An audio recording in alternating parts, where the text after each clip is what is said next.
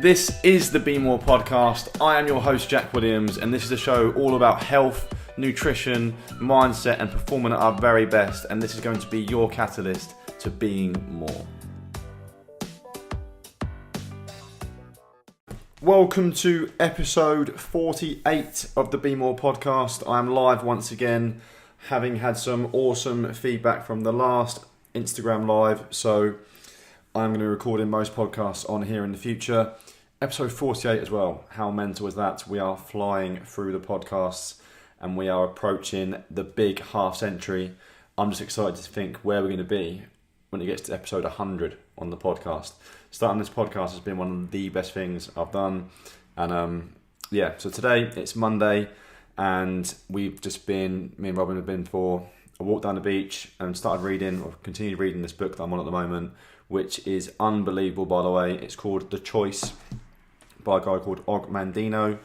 A really good self-development book, and I'm going to touch a little bit on what I found in that book and the story that the author tells in it and how it's really powerful, and how I want to try and touch on that as well as the topic of the podcast. So basically, it's about a guy who has a really good corporate job, but he lives the typical rat race lifestyle, very busy, very long hours, working in sales, working his way up through the company, and got himself to a really good income, but lacked time. And he found himself, I think he was about 30 odd. I'm only halfway through his book, by the way, but he finds himself about 30, looking at his two kids on Father's Day. They give him a card for Father's Day, and he's with them for 10 minutes before he leaves to go and play golf on a Sunday with one of his pals. So he's always busy during the week, working like 15 hours a day, Monday to Saturday. And then on a Sunday, he goes and plays golf. So he never sees his missus or his two kids. And he's looking at his two kids. One of them's 12, one of them's 6. And the one who's 12, he's starting to grow a little bit of like an upper lip hair. He's basically growing old. And he's feeling like, I've not even seen this kid grow up, my own child grow up, and I've spent the last 10 years, or 12 years of this child's life in the rat race, working all these hours every single day for a paycheck that's given me no time freedom. And he's got this burning desire where he wants to be a writer, but he's done no writing other than writing down like notes that he'll be using to present on sales pitches, etc. And he's got this burning desire to start writing. So he says to his missus, actually, he goes out to the front door. His mate said to pick him up for a game of golf. He says, I'm not coming today. And his mate storms off like, you're a letdown. And the next day he goes into work and he says, I'm handing my notice in. I'm done. I can't do this anymore. There and then his boss says to him, you can't do this. I'm going to offer you double the money, double the responsibility, double the power.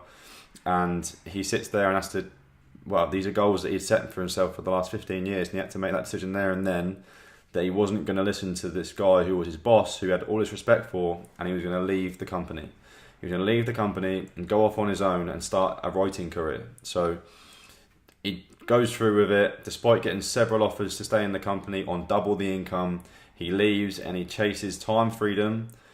He chases the ability to see his kids grow up and live with his family, obviously, because he's actually there all the time rather than be always chasing the rat race and living in the rat race. So there he goes, starts writing his book.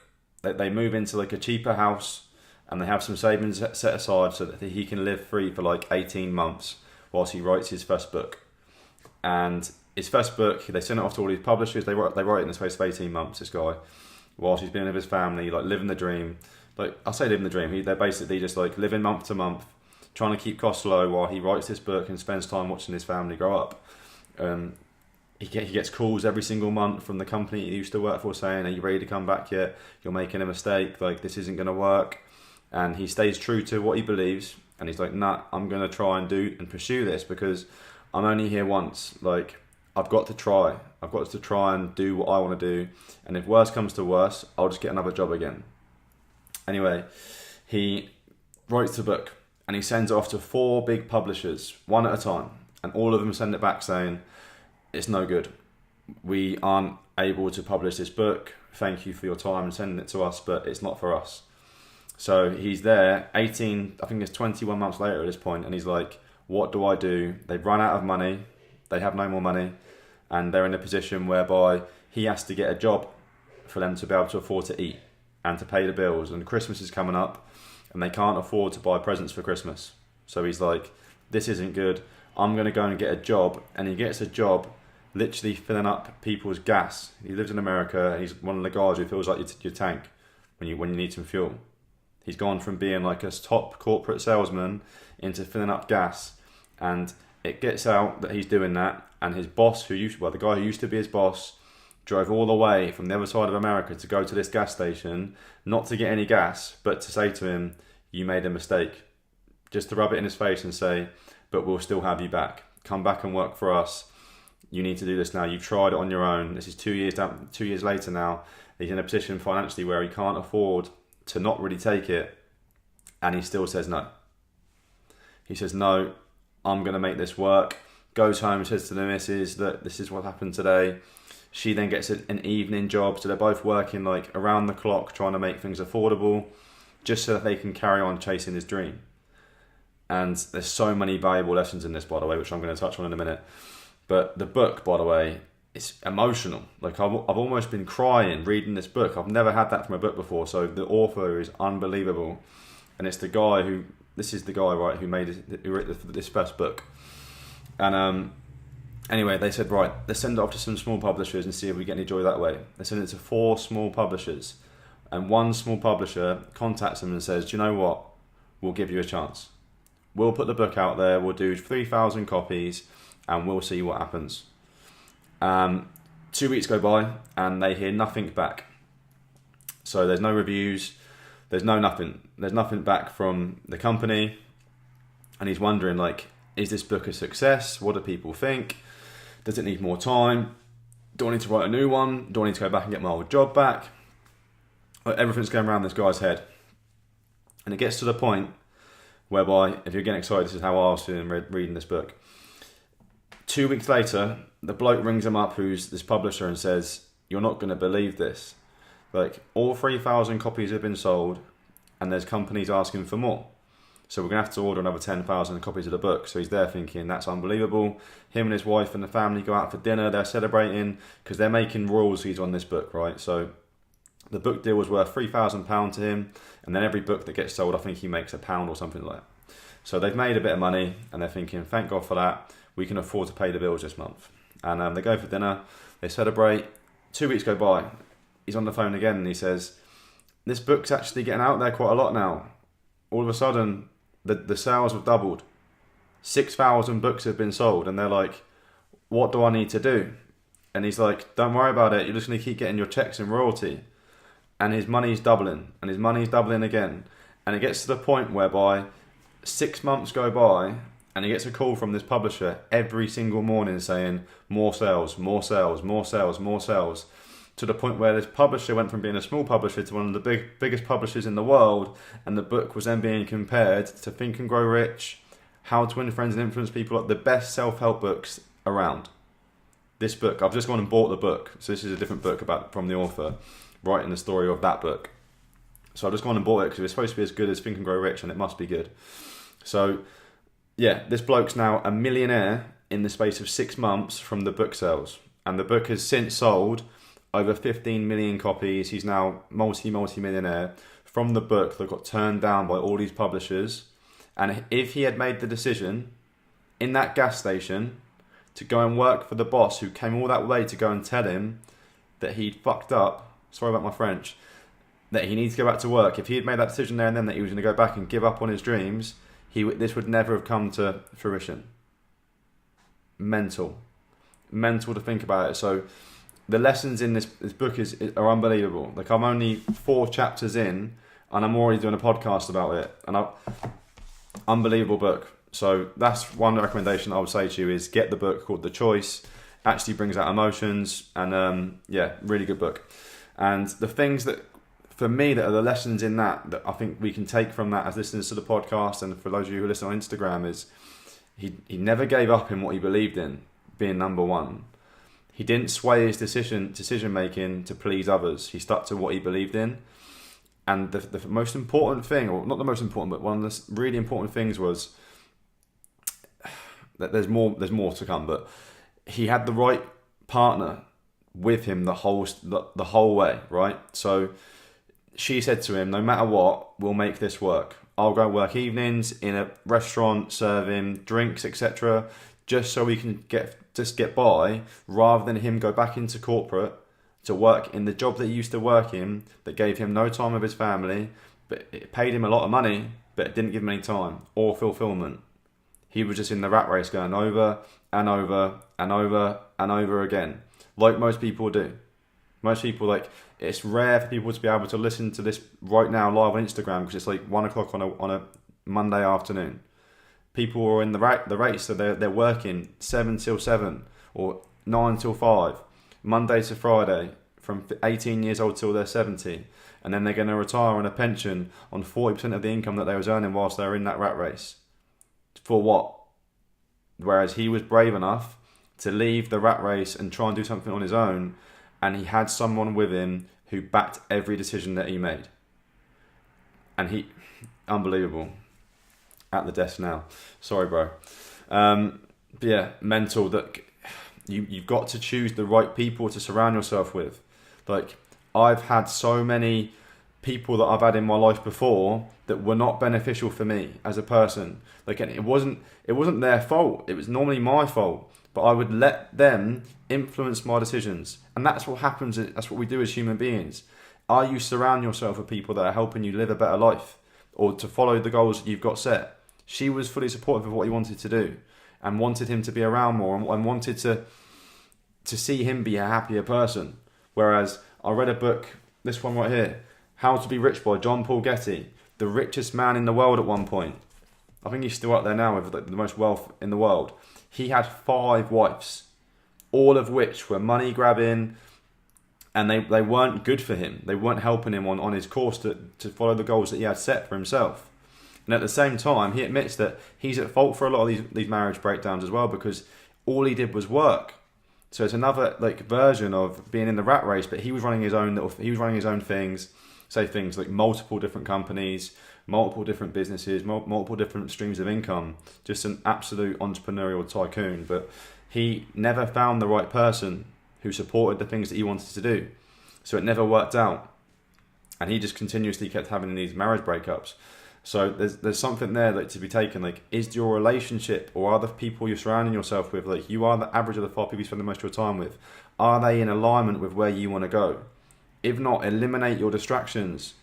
People are distractions. Things are distractions. Like, I used to sit and watch rubbish on telly. The Only Way is Essex, Geordie Shore, like all of them rubbish programs, like that people get a lot of value from. Mental for me. Whereas now, I'll read books like this, or I'll watch documentaries on things that are like self-development based. I'm actually really enjoying Man City's one on Amazon at the moment, where you watch the leadership from Pep Guardiola and the winners in his team.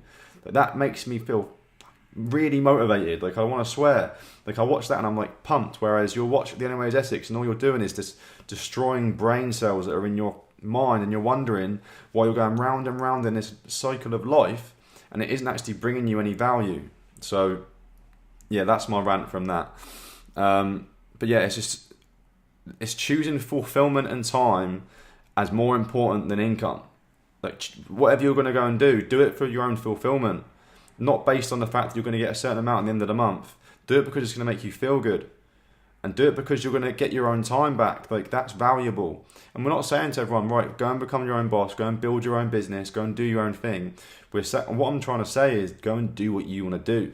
Like, if you want to go and work at Pets at Home because you like the hamsters, that's what you should go and do, versus being in a corporate company where there's loads of pressure on you and you don't actually enjoy it. Some people thrive on pressure. Some people love being in the sales environment, being in like the Wolf of Wall Street kind of environment. Some people watch that film and like, I'm going to go and do that. And I know people, I've trained people like that, and they love that kind of intensity, and that's what you should go after doing. But what I'm trying to say here is, as part of the Be More brand, is do what you have to do to help you be more, to help you get better, to help you feel most alive and get the most fulfillment from it. Don't choose it based on the income. But then if you're a money-driven person, like, then you should. But also try to think to yourself, like, What makes you become better? What makes you help yourself to be more, do more, have more? And then base your lifestyle decisions on that. Like I mentioned decisions on Saturday in the Instagram live I did then. Like we make 36,000 decisions a day. Are them 36,000 decisions favouring you towards where you're going now? Like, are you moving forward or are you moving backwards? We're constantly in motion. We're either moving forward or moving backwards. And you need to ask yourself the question, am I moving forward right now with what I'm doing? Or am I just in a cycle of just doing what I'm told by, like, society is what I need to do? Are you just conforming? Or are you going to be this person who says, no, I'm not going to conform. I'm going to go and do things my own way? Because John Paul Getty says it best in this book. You're like, the people who conform are the people who live average lives. Be someone who doesn't conform to the norm. Do something different. Get up earlier in the morning. Go to bed later at night, whatever it might be. And use that time that you're getting back in something that's going to be fruitful towards where you want to go. How are you using your time? This is the question. Like, are you getting in from work, having worked 9 hours in a job that isn't giving you fulfillment, to then go home and sit on the sofa and watch shit TV that again is just driving you further into the hole of the where society is nowadays? And we wonder why all these mental health problems are so prevalent. We wonder why people are getting more overweight, why obesity crisis is through the roof. It's because we're in this cycle where we're just doing things all the time that isn't in alignment with the person that we want to be. We're just conforming to the world and what we're told we're supposed to do. Like, we're supposed to leave school at 16. We're supposed to go to college. We're supposed to then go to university, then get a job that gives us like an income, so we can then have a job and then be in this like society norm. Like, I'm not here to preach on what anyone should do. I'm just telling you how I feel. And like on a Monday, I have the freedom to be able to do what I want to do with my time and not wake up on a Monday and be like dreading the thought of going to work for someone who I don't want to work for or doing something that I don't want to do. And you should be able to voice your opinion. That is what the whole idea of like this podcast is about. And this is where on Saturday I voiced the truth. Like, the truth will set you free. I voiced the truth whereby I said that like after my show last year, I had an eating disorder. I had no goal. I lacked motivation. I had these normal problems that normal people have. And I had loads of messages from people saying, I can relate. I can relate. Well done. Thank you for that podcast. Thank you for telling the truth. Thank you for being honest. We live in a world where honesty is rare because people just want to show you the highlight reel of what life is like, or what they want you to think their life is like. When really, it isn't all sunshine and roses every single day for people. And you'll do well to find honesty. Like, for example, at the weekend, I listened to Elon Musk's podcast on the Joe Rogan podcast. Unbelievable, by the way. Like, if you want to spread that throughout the week, it's like 3 hours long, I would recommend it 100%. Like, I listened to it when I was running in the week or walking. Whenever I was passive, I would listen to it. Unbelievable. Yet you look on social media, and the only things that they've mentioned is the fact that Elon Musk was smoking weed, he had one toke of Joe Rogan's spliff, and he was drinking whiskey. Whereas if you actually listen to the content in the podcast, unbelievable. Like, obviously they wanted to get views. Like, I think it's had over 10 million views already in the space of 2 weeks. But they were going over stuff like so interesting. And one of the most intelligent guys of all time on a podcast telling how it is, saying that he just accepted that he, from when he was 5 years old, that he was just a weird kid. And he would always be imagining and creating new ideas in his head. Like, the guy is insane, but so interesting. Like, listen to that. Don't listen to Top of the Pops or Radio 1 on the way home.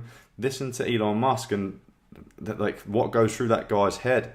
It'll make you a lot more open-minded to think maybe there is more to life than the four walls of my office or whatever it might be that you're doing. And if you're not getting that fulfillment and that desire to go and be excited every single day and desire to have more, then maybe you are stuck in a rut and you need to review things a little bit, because there's so much more to life. And Elon Musk puts it very simply. He's like, there's so much more that people have no idea. And that guy's thinking about how to save like the world. This is where this guy's level of thinking is, where everyone else is just like more worried about what's on TV tonight.